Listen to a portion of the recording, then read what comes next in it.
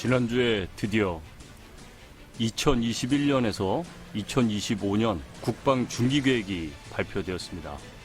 누구도 넘볼 수 없는 유능한 안보, 튼튼한 국방이라는 캐치프레이즈 안에 향후 5년 동안 군사력 건설과 전력 운영 계획을 담은 국방 중기계획이 나왔죠.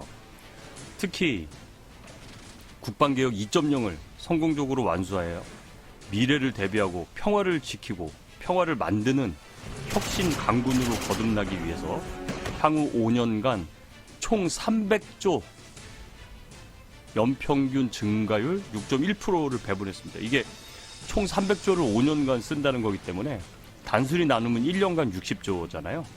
2020년에 50조였고 2021년에 53조, 22년 56조, 23년 59조, 2024년 최초로 60조를 돌파해서 63조, 그리고 2025년에 67.6조를 쓴다는 계획입니다. 어마어마하죠.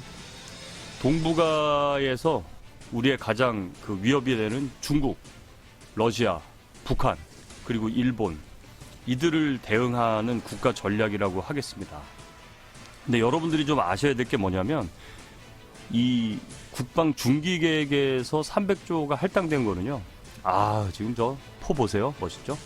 이게 할당된 거는 뭐냐면요. 방위력 개선비와 전력 운영비로 구분이 돼요. 그래서 이제 방위력 개선비는 쉽게 말하면 무기를 사오는 거. 저런 전차, 헬리콥터, 전투기, 항공모함, 미사일 이런 거를 사오는 거를 말하고요.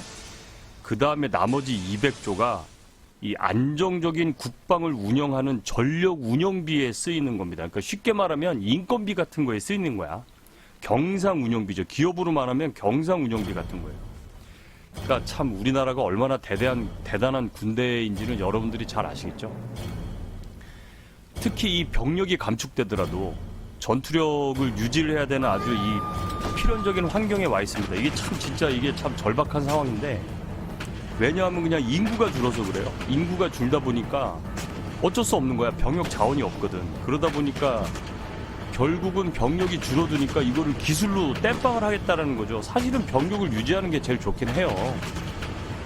전력 운영비에 병력을 유지하는 운영비가 있거든요. 근데 현재로서는 어쨌든 병력 자원이 줄어들어.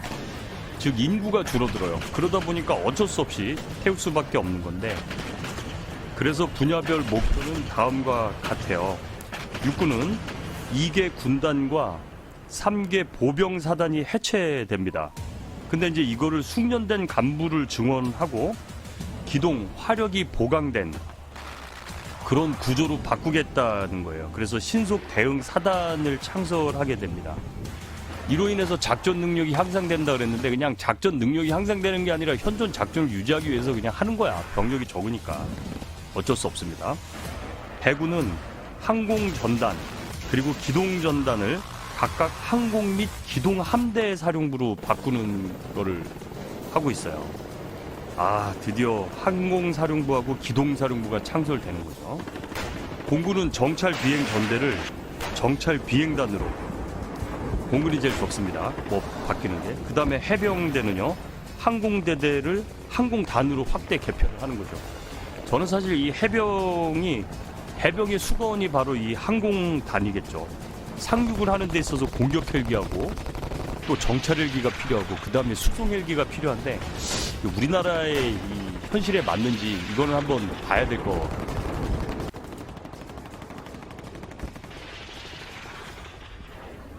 특히 이번에 눈여겨봐야 할 것은 숙련 간부 중심의 인력 구조로 전환을 한다는 겁니다. 그리고 상당 부분을 민간 인력에 할애를 한다는 거예요.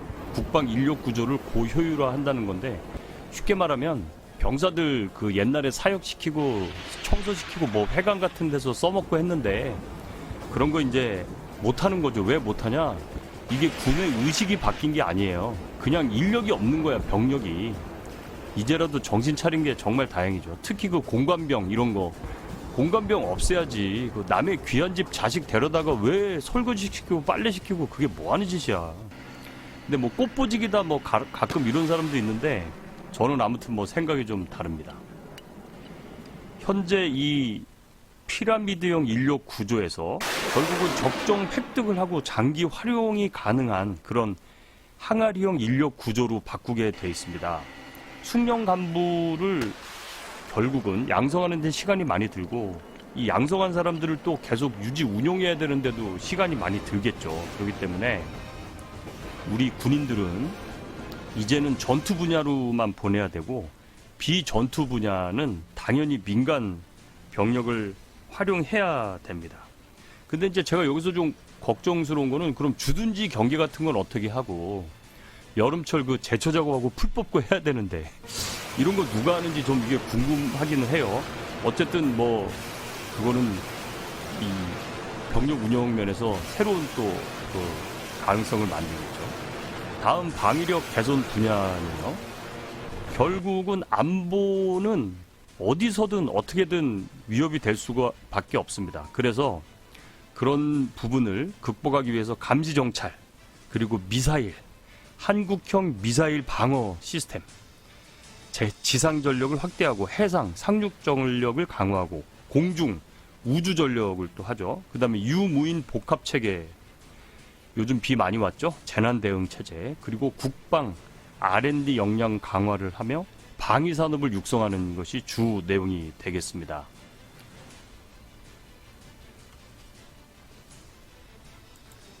감시 정찰 부분에서는 영상, 신호정보, 수집 능력을 획기적으로 확충을 해서 위성 같은 것들을 보강하고 글로벌 호크, 고고도 무인 정찰기, 유인 정찰기 등을 해서 2025년까지 군사용 정찰 위성, 국산 중고도 무인기 정찰기 등을 추가로 전력화하는 등의 계획을 가지고 있습니다. 특히 미사일 전력을요, 양적, 질적으로 고도화해 나가겠다고 했는데, 우리 그 국방부 장관이 얼마 전에 대한민국도 초음속 공격 미사일을 보유하겠다라고 공공연하게 얘기했던 적이 있었죠. 바로 우리의 기술력을 과시하기 때문에 그런 겁니다. 그리고 한반도 전역을 탐지할 수 있는 이 탐지 체제도 필요하겠죠. 북한의 미사일 위협이 증가됨에 따라서 그렇게 될 겁니다.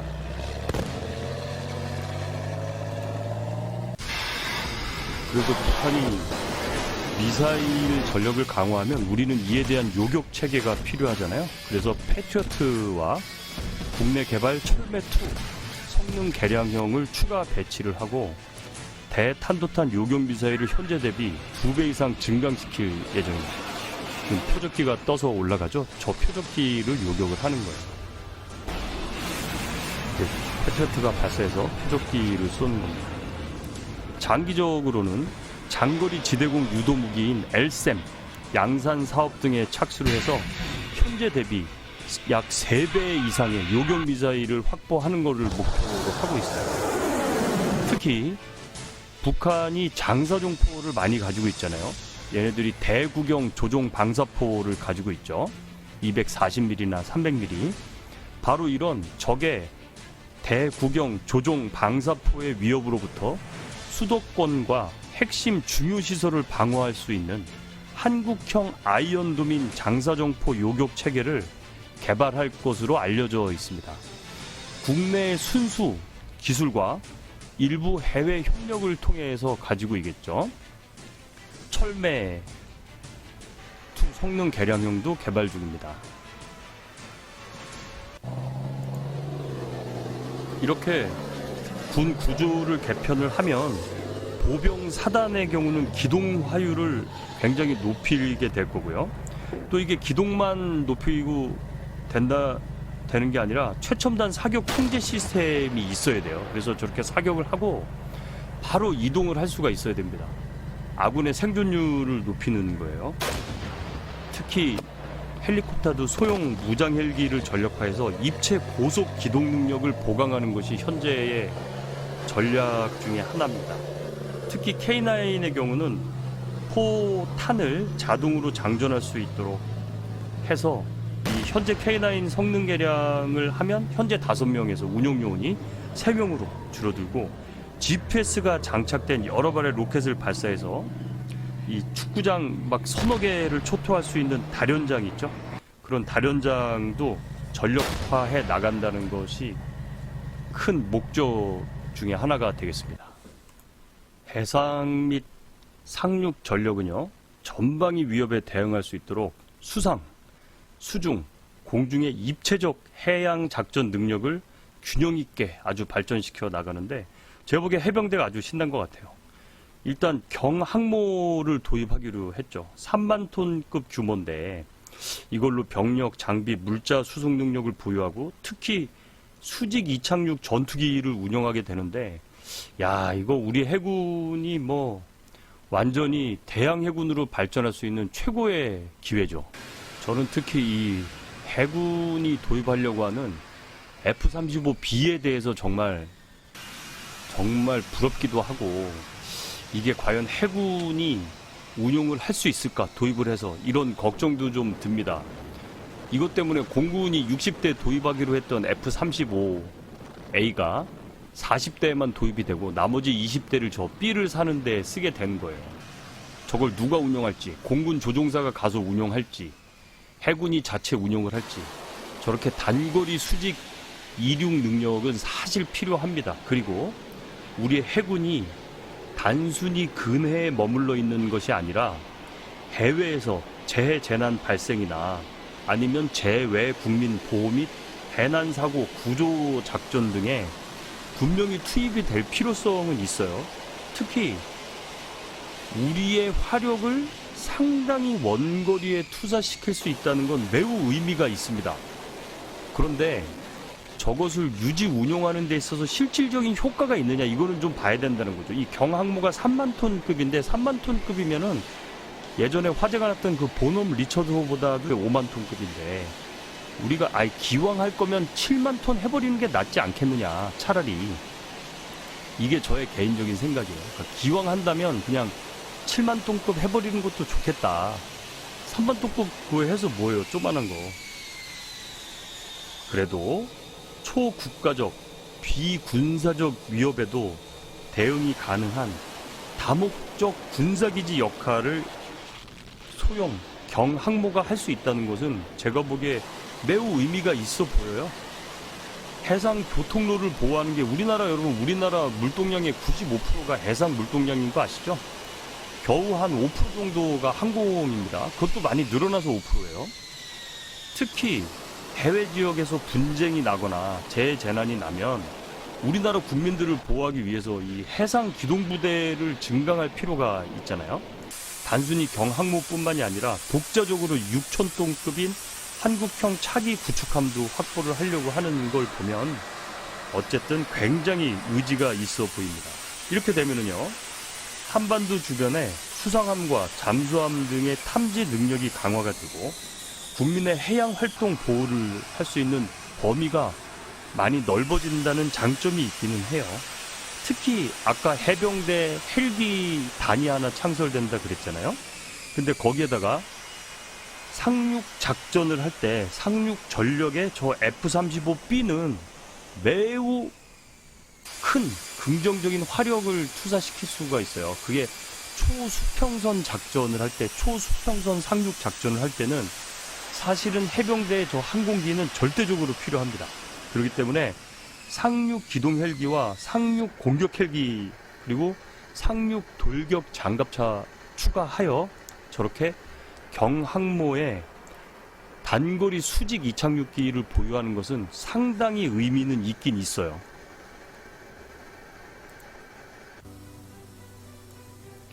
공군의 전력은 기존의 KF-16하고 F-15K 전투기에 A사 레이더 장착을 하게 됩니다. 결국은 공중전에서 승패의 핵심인 먼저 보고 격추시킬 수 있는 BVR 전략을 더 강화한다는 거죠. BVR은 Beyond Visibility Range입니다. 눈에서 가시선 외에서 교전을 하는 거죠. 4.5세대급 전투기로 성능 개량을 추진하면서 여전히 우리가 계획된 F-35A 스텔스 전투기를 도입해서 전평시 공중 우세를 확보해 나가는 거죠. 여기에다가 이제 오늘 이번에 보여준 보람의 한국형 전투기 사업을 해서 양산을 하게 되면요, 우리나라는 세계에서 13번째로 전투기 개발 국가가 되는 겁니다. 참 자랑스럽기는 해요. 이런 독자적인 전투기 플랫폼을 갖게 되면 그동안 선진국에 의존해왔던 항공 무장 분야에서 본격적으로 연구 개발을 할 수가 있어요. 즉 플랫폼, 항공기를 누가 가지고 있느냐가 그게 장땡이거든요. 플랫폼에다가 이걸 얹혀야 되는 그런 게 있기 때문에 이제부터 우리나라는 독자적으로 전투기 플랫폼을 갖게 되니까 여기에 이제 항공 무장을 우리가 자체적으로 장착을 할 수 있는 거예요. 그러면 항공기 무장을 위한 기술이 또 개발이 되겠죠. 연구 개발을 하게 되니까 이게 엄청난 의미가 있습니다.